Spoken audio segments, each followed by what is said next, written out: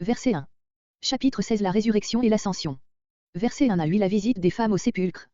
Voir, sur le récit de la résurrection Matthieu 28.10, notes et comparer Luc 24.1 et suivant. Cette expression de Marc, après que le sabbat fut passé, nous reporte au samedi soir, après le coucher du soleil, à l'heure où finissait le sabbat et où la vie active reprenait, Marc 1.32. C'est alors aussi que les femmes nommées ici, comparez Marc 15.47 et Matthieu 28.1, seconde note, achetèrent des aromates pour embaumer, ou, plus exactement, oindre, le corps du Seigneur. Luc 23.56, indique d'une manière plus vague le moment où elles firent cet achat, mais il faut être bien avide de contradictions pour en trouver une sur ce sujet entre les deux évangélistes. Verset 2. Encore ici, on a voulu trouver Marc en désaccord avec les autres évangélistes et avec lui-même, attendu que si le soleil était levé, ce n'était plus de grand matin. Quant aux autres évangélistes, Matthieu dit, à l'aube du premier jour de la semaine, Luc, le premier jour de la semaine, de grand matin, Jean, le premier jour de la semaine, le matin, comme il faisait encore obscur. Voilà toute la différence, il suffit, pour en rendre compte, que l'un des évangélistes ait en vue le moment où les femmes sortent de leurs maisons et l'autre l'instant où elles arrivent au sépulcre.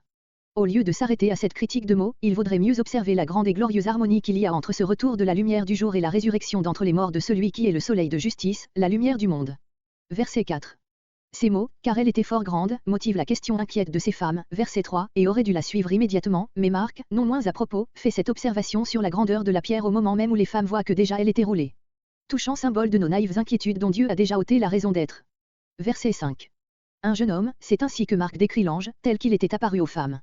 Luc et Jean racontent l'apparition de deux anges, tandis que Matthieu et Marc n'en mentionnent qu'un, sans doute parce que l'un des deux seulement adressa la parole aux femmes, comparez Luc 24.4, note. Verset 6. Ces courtes phrases détachées, claires et simples, caractérisent la vivacité du discours et sont dignes de l'envoyé céleste qui les prononce. Verset 7. Voir, sur ce discours de l'ange, Matthieu 28.5-7, Matthieu 28.10, note. Marc a un trait spécial, délicat et touchant, dit à ses disciples et à Pierre. Pourquoi cette faveur ? On a répondu que c'était à cause du rang supérieur assigné à Pierre parmi les apôtres. Mais ce rang, le pauvre disciple en était profondément déchu et c'est bien plutôt pour répondre aux besoins de son âme, à sa douloureuse repentance, que le Seigneur voulut qu'il reçût ainsi, par un message personnel, la consolante nouvelle de la résurrection de ce maître qu'il avait offensé, comparez Luc 24.34, 1 Corinthiens 15.5. Le dernier mot de l'ange, comme il vous l'a dit, fait allusion à la parole par laquelle Jésus, Marc 14.28, avait donné rendez-vous à ses disciples en Galilée. Ce passage montre que Marc comme Matthieu, avait l'intention de rapporter exclusivement les apparitions de Jésus ressuscité en Galilée et non celles qui eurent lieu en Judée, Matthieu 28.10, note. Et cependant les versets qui suivent renferment de courtes indications des unes et des autres. Ce n'est donc pas sans raison qu'on a vu là un indice de l'inauthenticité du fragment qui termine son évangile, verset septembre 2020. Verset 8. S'il fallait entendre d'une manière absolue ce silence des femmes, retenues par la peur, Marc serait en contradiction manifeste avec Matthieu et Luc, elles se turent, veut-il dire, aussi longtemps que l'effroi les empêcha de croire elles-mêmes la bonne nouvelle qu'elle avait à annoncer, mais bientôt après, rassurées par la réflexion, elles s'acquittèrent de leur message. Verset 9. Marie-Madeleine. Jésus ressuscité apparaît d'abord à Marie-Madeleine, qui s'en va l'annoncer aux disciples, mais eux ne la croient point, septembre 2011. Les disciples d'Emmaüs. Il se manifeste ensuite à deux disciples en chemin pour aller à la campagne et qui reviennent pour l'annoncer aux autres, 12-13. Les 11. Enfin il apparaît aux 11 apôtres, auxquels il fait des reproches de n'avoir pas cru, 14. Instruction de Jésus. Alors il leur donne cet ordre, allez par tout le monde annoncer l'évangile. Tous ceux qui croiront seront sauvés et votre prédication sera accompagnée de divers signes miraculeux, 15 à 18. L'ascension. Après avoir ainsi parlé, le Seigneur est élevé au ciel. Et les apôtres s'en vont annoncer la bonne nouvelle, tandis que le Seigneur lui-même confirme leurs paroles par des actes de sa puissance, 19, 20. Les versets qui suivent, versets septembre 2020, ne paraissent pas avoir fait partie de l'évangile de Marc qui, à l'origine, s'arrêtait inachevé à la fin du verset 8. Les critiques les plus dignes de confiance n'en admettent pas l'authenticité. Leurs raisons, dont voici les principales, sont du plus grand poids. Cette fin de l'évangile manque dans Codex Sinaiticus et dans B, ainsi que dans quelques versions. Un manuscrit du 8e siècle et plusieurs versions latines ont une courte conclusion de l'évangile, tout autre que celle qui nous a été conservée ici. Dans une trentaine de manuscrits de l'évangile de Marc, en lettres cursives, se trouvent des remarques indiquant que les plus anciens documents s'arrêtaient à notre verset 8. Plusieurs pères de l'Église, entre autres Eusèbe et Jérôme, déclarent positivement que cette fin de notre évangile n'était pas renfermée dans les plus anciennes copies. Les manuscrits exacts, dit Eusèbe, terminent le récit de Marc aux paroles du jeune homme qui apparut aux femmes et leur dit « Ne vous effrayez point » jusqu'au mot « car elles avaient peur ». Ce qui suit se trouve dans quelques rares copies. La fin de l'évangile de Marc se trouve dans fort peu de manuscrits, presque tous les exemplaires grecs ne la contiennent pas. Ainsi parle Jérôme. Outre ces témoignages si convaincants, un examen attentif de notre fragment conduit à la même conclusion. On n'y retrouve ni le style de Marc ni sa manière pittoresque et détaillée de raconter. Il ne renferme que quelques faits isolés, à peine indiqués et évidemment empruntent aux autres évangiles, ainsi que nous le ferons remarquer dans les notes. Cependant, si ce morceau n'est pas de Marc, il est certain qu'il remonte à une autre antiquité, car le plus grand nombre des versions et des manuscrits le renferment et il était déjà connu d'Irénée, qui en cite un passage. Par ces raisons, plusieurs théologiens de nos jours persistent à attribuer à Marc 7 de son évangile. Il est plus probable que, peu après le temps des apôtres, une main pieuse voulut achever le récit de Marc et pour cela, consigner ici les principales apparitions de Jésus-Christ ressuscité et son ascension, voir les notes critiques de Tischendorf et le Nouveau Testament de Rillet, à la fin de Marc.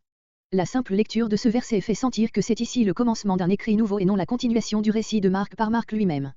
Celui-ci aurait-il répété ainsi l'indication du jour et du moment de la résurrection de Jésus après l'avoir raconté? Comparez versets 1 et 2, puis n'aurait-il pas rapporté l'apparition de Jésus à Marie, de manière à faire suite au verset 8, ce qui n'est point le cas ici. Du reste, cette apparition, admirablement racontée par Jean 20.11 et suivant, est simplement rappelée ici. La mention des 7 démons dont Jésus avait délivré Marie de Magdala est un souvenir de l'évangile de Luc 8.2. Verset 10. Ce message attribué à Marie est tout à fait en harmonie avec les autres évangiles, Luc 24.10 et surtout Jean 20.18, mais beaucoup moins avec celui de Marc lui-même, verset, émoticône n'en croyant pas ses yeux. Ceux qui avaient été avec lui, expression étrangère à Marc et qui désigne les disciples de Jésus en général. Les apôtres sont appelés les 11, verset 14. On comprend trop bien quelle était la cause de ce deuil et de ces larmes où étaient plongés les disciples. Verset 11. Comparez Luc 24.11 où ce doute des disciples est exprimé en termes plus forts encore. Verset 12.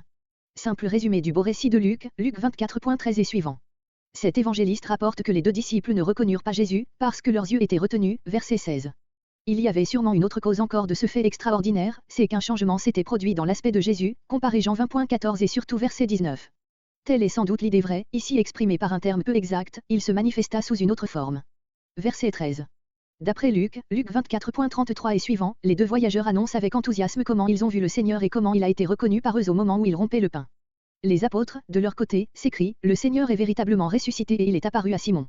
On a donc trouvé une contradiction entre ces paroles et celles-ci, ils ne crurent pas cela non plus, c'est-à-dire pas plus qu'ils n'avaient cru Marie-Madeleine, verset 11. Mais si l'on continue à lire le récit de Luc, on trouvera, Luc 24.41, qu'au moment où Jésus apparut au milieu d'eux, les disciples dans leur trouble et à cause de leur joie même, ne croyaient point encore. Verset 14. Il s'agit ici de la première apparition de Jésus au milieu de ses disciples, Luc 24.36, Jean 20.19. Les 2 récits que nous venons de citer ne parlent pas proprement d'un repas. Dans Luc 24.41, il est dit que Jésus demanda quelque chose à manger et que les disciples lui présentèrent du poisson rôti et un rayon de miel. C'est ce qui a amené l'auteur à penser qu'il était à table au moment où Jésus leur apparut. Ces reproches de Jésus ressuscité à ses disciples sont assez fréquents dans les évangiles, il est probable que notre auteur les résume tous en ces quelques mots, Luc 24.25 et suivant, Luc 24.38 et suivant, Jean 20.27 et suivant. Verset 15. Ce verset résume de même brièvement les derniers ordres de Jésus aux apôtres, Matthieu 28.19-20, Luc 24.45 et suivant, Jean 20.21 et suivant. Toute créature, grec toute la création, a ici le même sens que tout le monde, ou que le terme de Matthieu, toutes les nations, c'est-à-dire toute l'humanité pécheresse à laquelle Dieu destine les trésors de sa grâce. Verset 16. La foi, condition du salut, l'incrédulité, cause de la condamnation, tel est le grand principe de tout l'évangile dans son application à l'homme, Jean 3.36. Si notre auteur ajoute à la foi le baptême, c'est que cette parole remplace l'ordre de baptiser que rapporte Matthieu 28.19. Ce symbole ne contribuera cependant au salut que pour autant qu'il sera administré à celui qui croira. Verset 18. L'énumération de ces signes ou dons des miracles, promis à ceux qui auront cru, ne se trouve point ailleurs dans les discours de Jésus. Plusieurs de ces prodiges paraissent même étrangers à la sobriété qui distingue les évangiles. Rien ne le prouve mieux que la nécessité où se trouvent certains exégètes d'expliquer dans un sens spirituel ces dons qu'ils ne peuvent entendre à la lettre. Chasser les démons fut un pouvoir réellement exercé quelquefois par les apôtres, acte 16.18, Jésus le leur avait positivement conféré, Matthieu 10.1 et ailleurs. Parler des langues nouvelles, c'est parler des langues non apprises d'une manière naturelle. Il ne s'agit donc point du dos de parler en langue dans un état d'extase, acte 2.4, seconde note, 1 Corinthiens 12.10, 1 Corinthiens 12.28-30, 1 Corinthiens 14.1 et suivant. Saisir des serpents peut être une répétition de la promesse de Jésus, Luc 10.19, qui s'est accomplie pour Paul à Malte, acte 28.3, à moins qu'on ne préfère donner à ces paroles un sens figuré, Jésus aurait conféré aux siens le pouvoir de braver tous les dangers.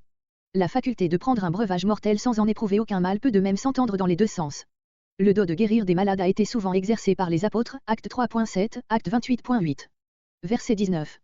Comme tous les faits contenus dans ce fragment, l'ascension de Jésus-Christ est rappelée en 2 mots, d'où l'on pourrait conclure qu'elle eut lieu immédiatement après ce discours, le jour même de la résurrection, voir Luc 24.50 et suivant, note, acte 1.19, note. Verset 20. Ici encore, toute l'activité missionnaire des apôtres est exprimée par ce mot, ils prêchèrent partout. Puis notre fragment se termine par cette remarque que le Seigneur opérait avec eux, par son Saint-Esprit de lumière et de vie et par les signes ou miracles qui accompagnaient leurs paroles. Ce fragment peut donc se lire à la suite de l'évangile de Marc resté inachevé, comme un résumé antique et précieux de faits rapportés en détail par les autres récits évangéliques.